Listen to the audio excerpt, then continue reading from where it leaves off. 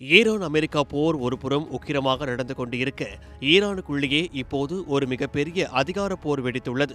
ஈரானை உண்மையில் ஆளுவது யார், ஜனாதிபதியா அல்லது இராணுவமா என்ற கேள்வி இப்போது உலக நாடுகளை தலை சுற்ற வைத்துள்ளது.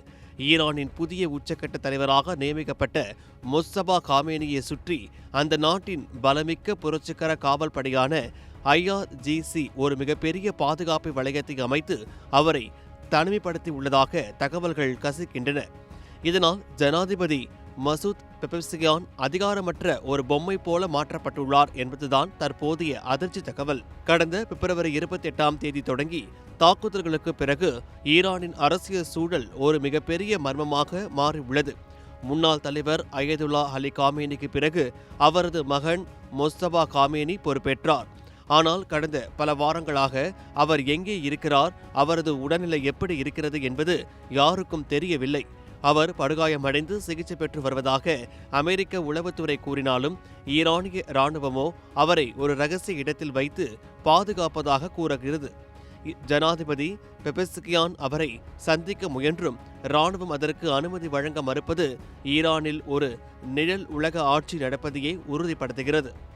ஈரானின் உளவுத்துறை அமைச்சரை நியமிக்கும் ஜனாதிபதியின் முயற்சியை IRGC தளபதி அகமது வாகதி அதிரடியாக தடுத்து நிறுத்தியுள்ளார். போர்க்காலத்தில் அனைத்து முக்கிய பதவிகளையும் இராணுவம்தான் தீர்மானிக்கும் என்று அவர் வெளிப்படையாகவே முழங்கியுள்ளார். இதன் மூலம் ஈரானில் ஒரு அமைதியான இராணுவ புரட்சி நடந்து வருவதாக கருதப்படுகிறது.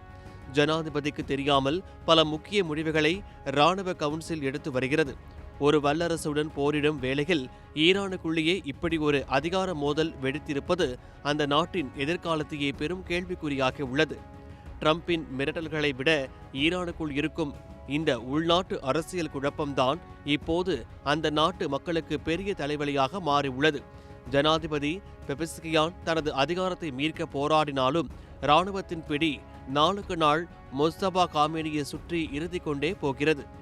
ஈரானின் நிஜமான ராஜா யார் என்பது இன்னும் சில நாட்களில் வெளிச்சத்திற்கு வரும்.